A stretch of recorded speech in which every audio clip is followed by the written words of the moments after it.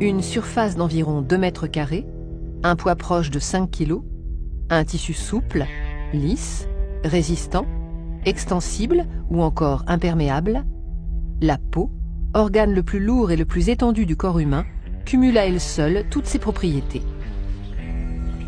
Elle est le seul organe vital de notre corps que l'on peut voir et a pour fonction, en l'enveloppant, de le protéger. Composée de 3 couches de tissu, elle forme une barrière de protection de l'organisme contre les agressions du milieu extérieur.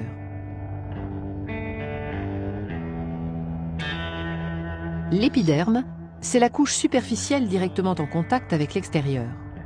Constituée d'une juxtaposition de cellules jouant le rôle de briques, comme dans un mur, appelé kératinocyte, il forme un bouclier presque imperméable et joue un rôle déterminant dans la bonne santé de la peau. Les cellules jeunes des couches profondes se multiplient et migrent continuellement vers la surface, repoussant les cellules âgées de plus en plus loin de leur source d'approvisionnement. 30 jours suffisent pour les renouveler totalement. En migrant à la surface de l'épiderme, les kératinocytes s'aplatissent, perdent leur noyau et meurent. On les appelle alors des cornéocytes. Ces cellules mortes forment une couche étanche et très résistante, la cornée. Arrivés à la surface de la peau, les cornéocytes se détachent un par un, c'est la desquamation. L'épiderme n'est pas irrigué directement par des vaisseaux sanguins, mais par diffusion du derme.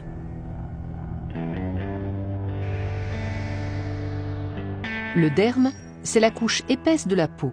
Il contient un réseau extrêmement abondant de vaisseaux sanguins dont aucun ne pénètre dans l'épiderme. Ils ont, en plus de leur rôle nourricier, une fonction essentielle dans la régulation de la température du corps.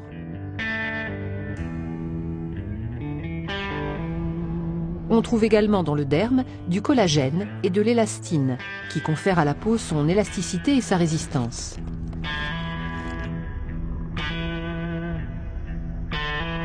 Il contient les bulbes pileux et les glandes productrices du sébum et de la sueur, la transpiration participant activement à la régulation de la température du corps. Enfin, le derme est richement pourvu en récepteurs sensoriels, permettant la détection de la pression sur la peau, des vibrations, des étirements ou la perception de chaleur et de froid.